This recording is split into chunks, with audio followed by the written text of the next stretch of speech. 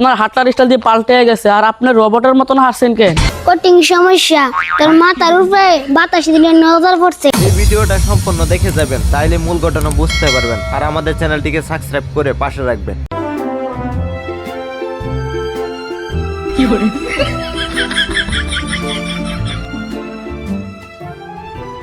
কিরে জুবাইদুল, এমন ভাবে লুঙ্গি ধরে কেন আসত? মনে হচ্ছে লুঙ্গির ভিতরে সোনার খনি লুকিয়ে রাখছ।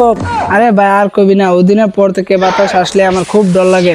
একটু বাতাস আসলে মনে হয় এই বুঝি লঙ্গি আকাশে উড়াল দিল, আমার মান সম্মান সব শেষ। দূর মিয়া, তুই তো বিতু লুঙ্গি সামলাতে পারস না। বিয়া করা শখরা, শুন তোর একটা বুদ্ধি দিই। তুই বন্ধ কবির কাছে চল, সেই তোর এমন এক লুঙ্গি রক্ষা কাগজ দিবে, বাতাস আসলে লুঙ্গি নড়বে না। তাহলে আমার নিয়ে চল। চল।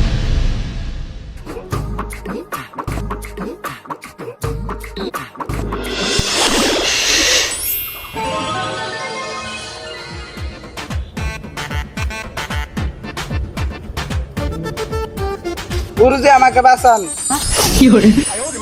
কে আমার ধ্যান ভঙ্গ করেছে? বল তোর কি সমস্যা? উস্তাদ আমার লঙ্গি তো খালি আকাশে ওঠে, আকাশে না ওঠার ব্যবস্থা করে দিন। কি সমস্যা তোমার মুখ দেখে বোঝা যাচ্ছে নিচতলা কিন্তু ঝামেলা। কবিরাজ সাহেব, আমার লঙ্গি এলে আকাশে উড়াল দেয়, গ্রামে মুখ দেখাতে পারি না। আরিফ আর বাকিরা দেখলে খালি হাসাহাসি করে, এটা একটা ভিড় করে। কঠিন সমস্যা, তোর মাথার উপরে বাতাস দিলে নজর পড়ছে। ঠিক আছে, তোর একটি বাড়ি শিকল দিচ্ছি। এই শিকলটা নিয়ে লঙ্গি নিচ দিয়ে বান্ধা রাখবি, দেখবি লুয়া অলঙ্কারের বারে লঙ্গের আকাশ উঠবে না। ঠিক আছে উস্তাদ, দেন। তাহলে উস্তাদ আমরা আসি। ঠিক আছে, যা তোরা।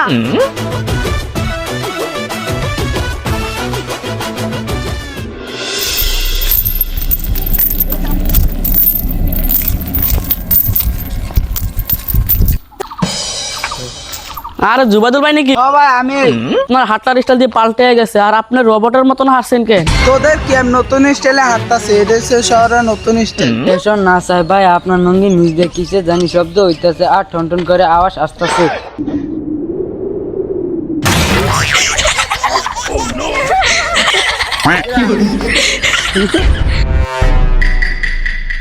জুবাইদুল ভাই এটা কি ছিল? এবার তো বাতাসটা আসলো কিন্তু লুঙ্গি আকাশে না গিয়ে আপনি নিজেই তো মাটিতে শুয়ে পড়লেন। এটা কি ছিল? ভারী বাতাসে জুবাইদুল তো মাটিতে। তুই শালার মাদার কলি কবিরাজটা ভাই আজকে খবর আছে, আমি লঙ্গি সামলাতাম গিয়ে আমি নিজে কাঁদতে ফিরে গেলাম।